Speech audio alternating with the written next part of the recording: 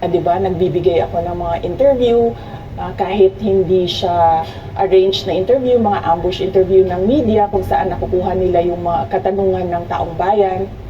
Sanay ako sa ganyan at alam ng taong bayan na hindi ako bratinela o spoiled brat dahil kilala nila ako simula nung ako ay nasa Davao pa, simula nung ako ay mayor pa, hanggang naging vice president ako.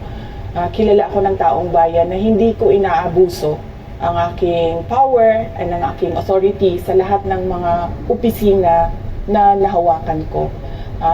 Testigo ko ang buong bayan na hindi ako isang spoiled brat. In fact, nung ako ay lumalaki, hindi naman ang mga kaibigan ko, hindi naman sila galing sa political na pamilya, sa mga mayayaman na pamilya, sa mga powerful na pamilya.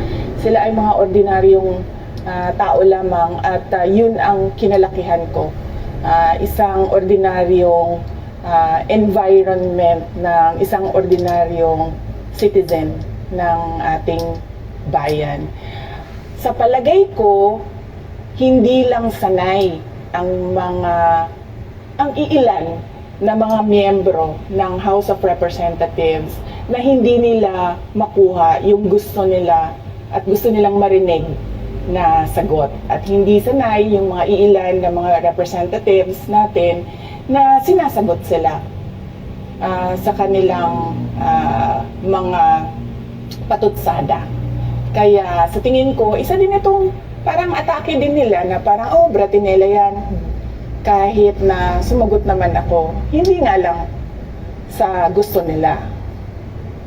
Kaugnay dyan, Madam Vice President, dito sa budget hearing, naniniwala po ba kayo na may kapangyarihan talaga ang Kongreso na busisiin ang budget po ng bawat ahensya ng gobyerno?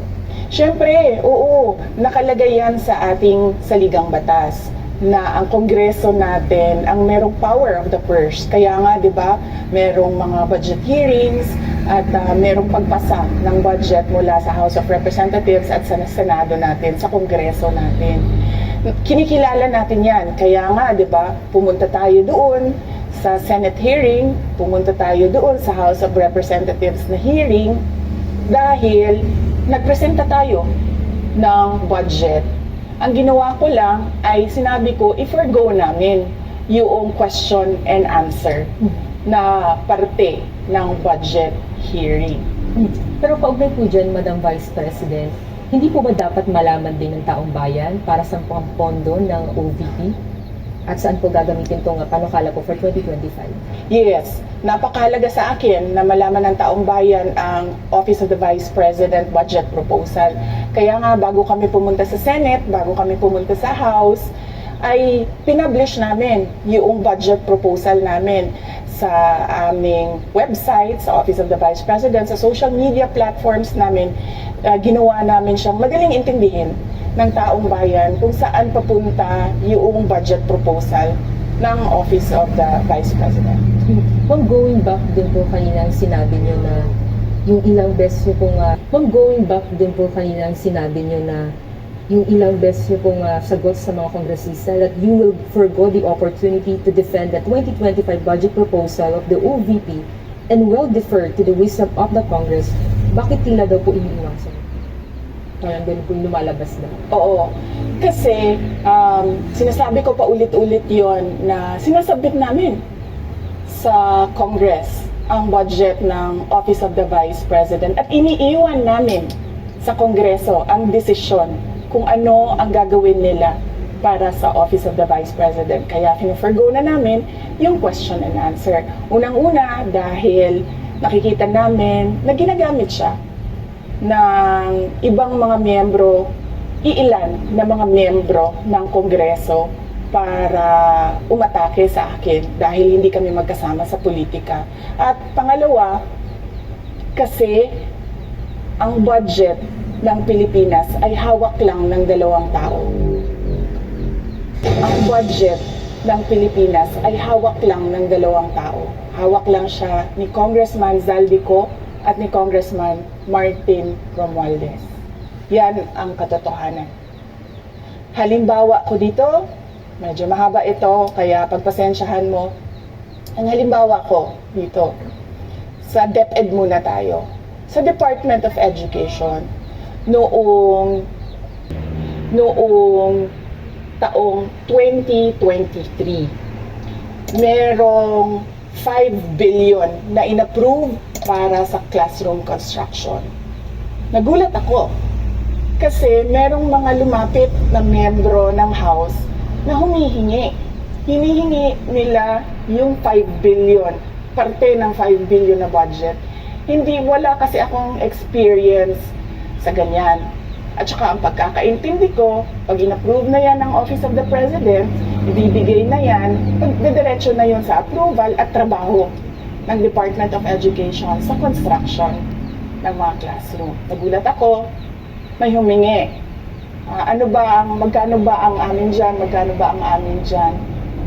So sinabi ko, hindi pwede ito. Kasi, ang mangyayari nito, hindi magagawa ng Department of Education ang trabaho namin na mag-construct ng classroom ayon sa classroom backlog at sa prioritization base sa backlog at sa classroom construction.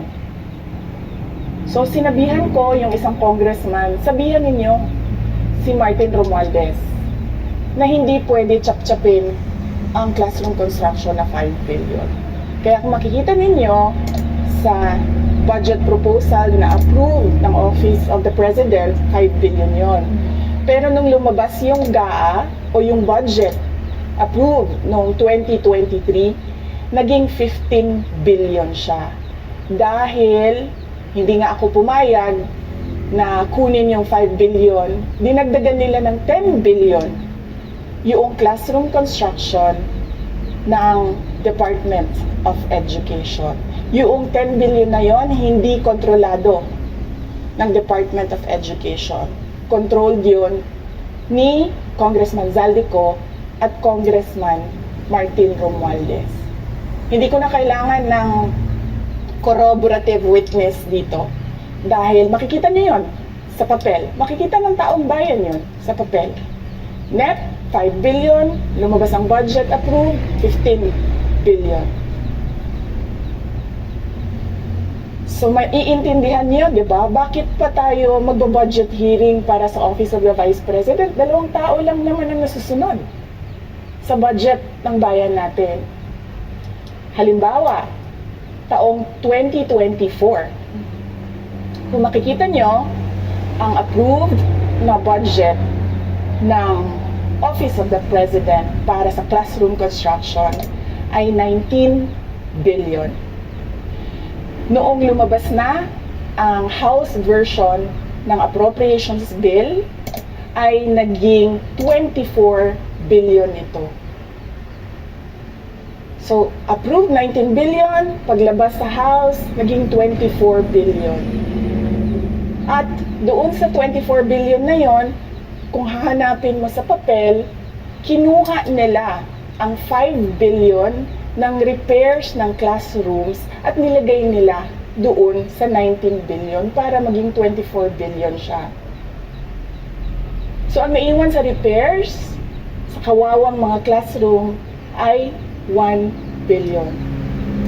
Kaya, makikita nyo, sa papel, nandyan yan. Naging 24 billion. At hindi lang yan, dahil noong 2023 ay hindi ako pumayag na hindi masunod yung DepEd na rules sa paano mag-classroom construction based on need, ang ginawa ngayong 2024, inattach nila ang listahan na kung saan gagawin ang mga classroom construction worth 17 billion. Makikita nyo yon sa papel. Pagdating namin sa Senate, nakita yon ng mga senador. Tinanong nila ang Department of Education, totoo ba o hindi totoo na galing sa inyo ang listahan ng 17 billion ng mga classroom construction? So sabi namin sa mga senador, hindi totoo. Hindi namin magagawa yung trabaho namin. Hindi natin masasolve ang classroom backlog kung ganito ang nangyayari. Pwede ba ninyo kaming tulungan? Yung mga senador naman, very helpful sila. Oo, tulungan namin kayo. Kaya nga, kung makikita ninyo sa interpellation ng isang senador doon sa budget hearing sa Senate, tinanong niya diretsyo, galing ba sa DepEd ang listahan ng 17 billion? Galing ba sa DepEd ang listahan na inattach doon sa House version?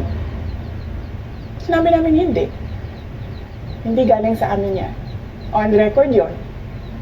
Makikita nyo sa mga videos, balikan nyo yung mga videos. Makikita nyo. Yes, my concern, Madam Chair, Mr. President, under the GAB, I observed that there was an increase in the budget for the construction of new classrooms from 19.6 billion to 24.6 billion. However, this is my concern, which you mentioned earlier, that the repairs and rehabilitation of classrooms was decreased from 6.5 billion to 1.5 billion. I also have information, Madam Chair, Mr. President, that 24.6 billion allocated under the GAB, but only 9.8 billion from the allocation is left to the discretion of DepEd. Kailangan ng witness kasi makikita nyo sa papel. Tapos dumating ang BICAM, walang nangyari dahil ang nasusunod doon ay si Congressman Zaldico at si Congressman Martin Romualdez. Kaya nandun pa rin naka-attach yung 17 billion na ginawang listahan ni Co at ni Romualdez. In fact, balik lang ako konti sa'yo ha. Kahit yung mga congressman, nakikita nila yung problema ng ginawa nila na pag-attach ng listahan sa budget. Kasi doon sa basic education hearing noong May 2024 ng House of Representatives, merong isang congressman nagreklamo, bakit ang tagal ng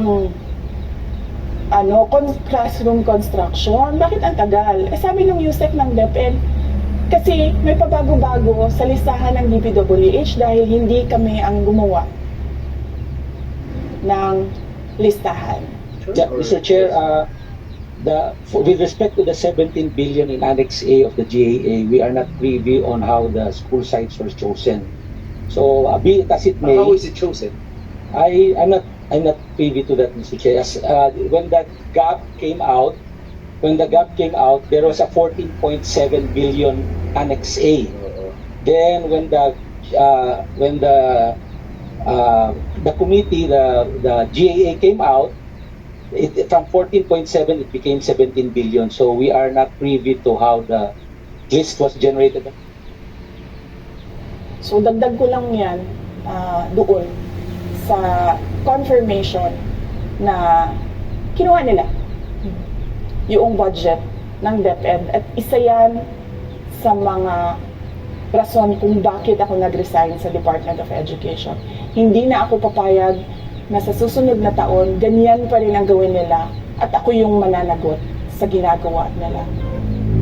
Kaya yan yung sinasabi ko, bakit pa tayo mag-question and answer dito para atakihin nyo ako? Masusunod lang naman sa budget, 2 tao lang.